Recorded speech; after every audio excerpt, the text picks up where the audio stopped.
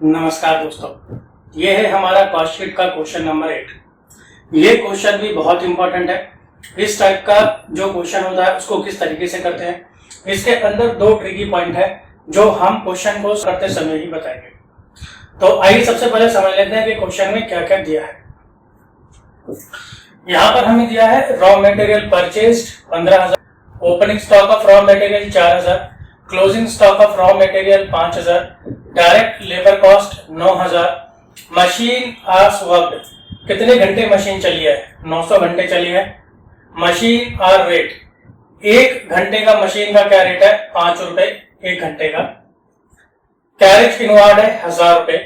Administrative overhead है 20% of work cost, ये देखिए पहली बार आया इस तरीके से। सेलिंग ओवरहेड जो है 50 पैसा पर यूनिट सोल्ड, जितने यूनिट बिके हैं उसके 50 पैसे के हिसाब से। फिर यूनिट प्रोड्यूस्ड है 17,100 यूनिट टोटल बनाए हैं। फिर है opening stock of finish goods जो भी है 2,000 रुपए और 1.5 रुपए का उसका रेट है एक यूनिट का। फिर है यूनिट सोल्ड, कितने यूनिट बेचे, 16,000 बेचे हैं। और सेलिंग प्राइस है 4 रुपए पर यूनिट, एक यूनिट के 4 रुपए। तो इसे हमने सॉल्व करना है। ये बड़ा अच्छा क्वेश्चन है जिसके अंदर देखिए कि हमें कुछ अलग तरीके से चीजें दी गई हैं। इसमें हमें फैक्ट्री जो ओवरहेड्स है वो भी अलग तरीके से कैलकुलेट करने हैं और क्लोजिंग स्टॉक भी हमें इसमें कैलकुलेट करना है। तो ये कुल मिला के एक बहुत ही बढ़िया क्वेश्चन है जिसके अंदर कई ट्रिकी पॉइंट्स आते हैं जो आपको किसी भी क्वेश्चन में आ सकते हैं और आपको उसे सॉल्व करने में काफी मदद करेंगे। सबसे पहले मैं थोड़ा सा बाइफरकेशन करना पसंद करता हूं कि कौन कौन सी आइटम किस हेड में जाएगी, तो उससे क्वेश्चन को करना बहुत आसान हो जाता है।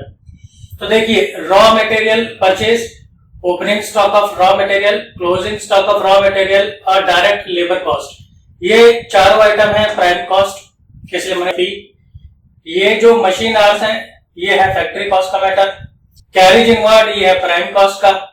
एडमिनिस्ट्रेटिव ओवरहेड है ऑफिस वाला और सेलिंग ओवरहेड है सेलिंग वाला। बाकी ये चीजें यूज होंगी कहीं ना कहीं। तो आइए आप देखते हैं कॉस्ट शीट के फॉर्मेट के हिसाब से ये क्वेश्चन किस तरीके से होगा। आपने नोटिस किया होगा मैंने अभी तक अपना जो फॉर्मेट है कॉस्ट शीट का उसी के अकॉर्डिंग में हर क्वेश्चन को किए जा रहा हूं। अभी तक मैंने 1% भी अपना फॉर्मेट चेंज नहीं किया है।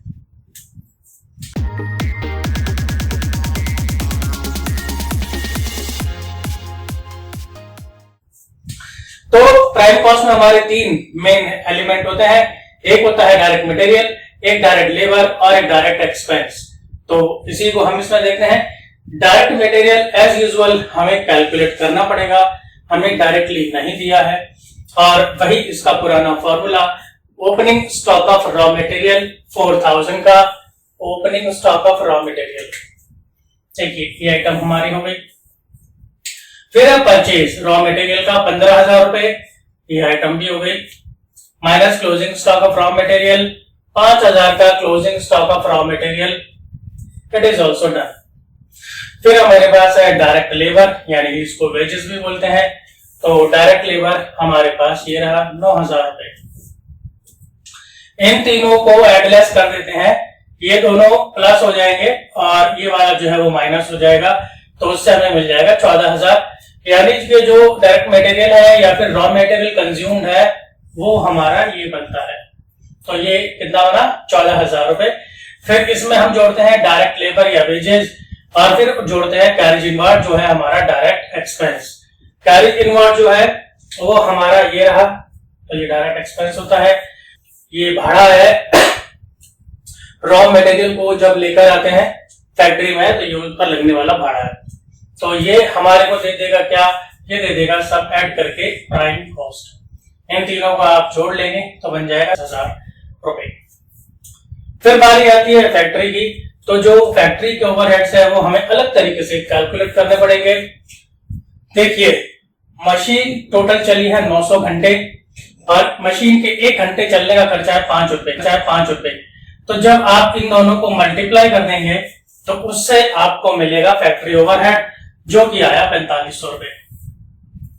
फिर आप 24,000 और 4500 में जब जोड़ देंगे तो आपको मिल जाएगी फैक्ट्री या फिर वर्क कॉस्ट।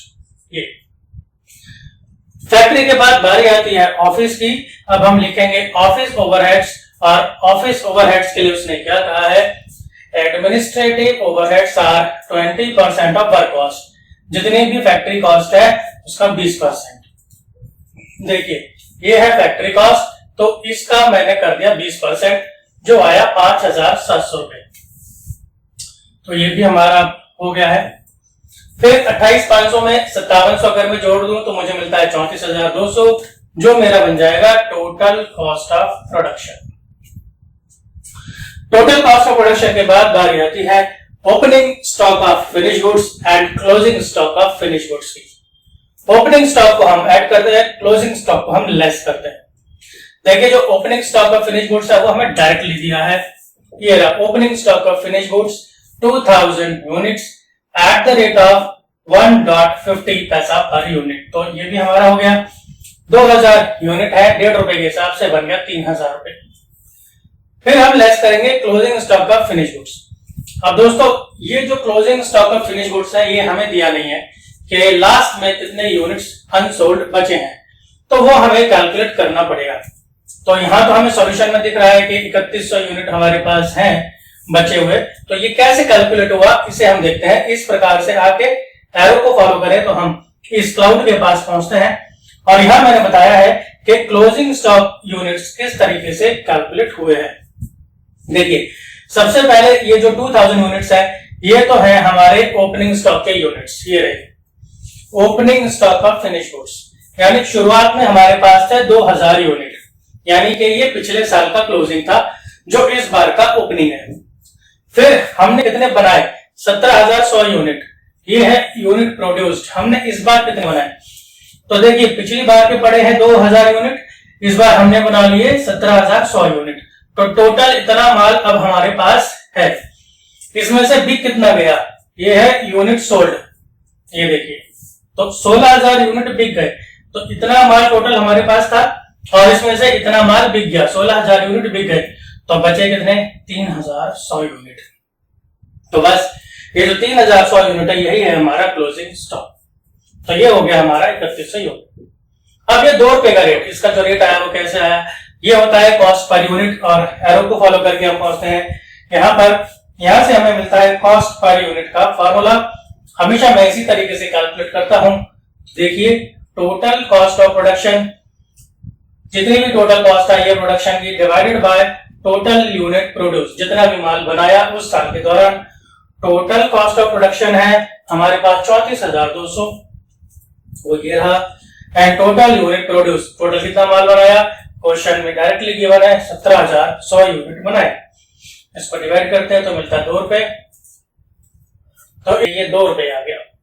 तो बस मल्टीप्लाई करके, क्योंकि ये नेगेटिव है तो इसको एडलेस करके ये भी नेगेटिव आएगा 3200। फिर इसमें से हमने ये माइनस किया तो मुझे मिल गया कॉस्ट ऑफ गुड सोल्ड। तो कॉस्ट ऑफ गुड सोल्ड आया 31,000 रुपए। कॉस्ट के बाद फिर हम ऐड करते हैं सेलिंग एंड डिस्ट्रीब्यूशन ओवरहेड्स। तो सेलिंग एंड डिस्ट्रीब्यूशन के लिए उसने क्या कहा है, ये रहा सेलिंग ओवरहेड्स, ये कहता 50 पैसा। 50 पैसा जितने भी यूनिट बिके हैं, यूनिट कितने बिके हैं, यूनिट बिके हैं 16,000, तो 16,000 इंटू 50 पैसा, तो इसलिए 16,000 इंटू 50 पैसा ये हो गया 8,000 रुपए। तो 31,000 में 8,000 हम ऐड कर देते हैं, इट बिकम्स 39,000। अब जब हम कॉस्ट ऑफ सेल पर पहुंच गए तो कॉस्ट ऑफ सेल पर आने के बाद एज यूजुअल हम देखेंगे सेल कितनी है। तो देखते हैं सेल, वो भी हमें डायरेक्टली नहीं दी, उसके लिए हम यूज करेंगे यूनिट सोल्ड। 16,000 यूनिट बिके हैं और एक यूनिट को बेचने का सेलिंग प्राइस है 4 रुपए, तो 16,000 इंटू 4, तो 64,000 की हमारी होगी सेल। फिर हम सेल निकाल लेंगे, फिर हमें मिलेगा प्रॉफिट जो हमारा होता है बैलेंसिंग फिगर।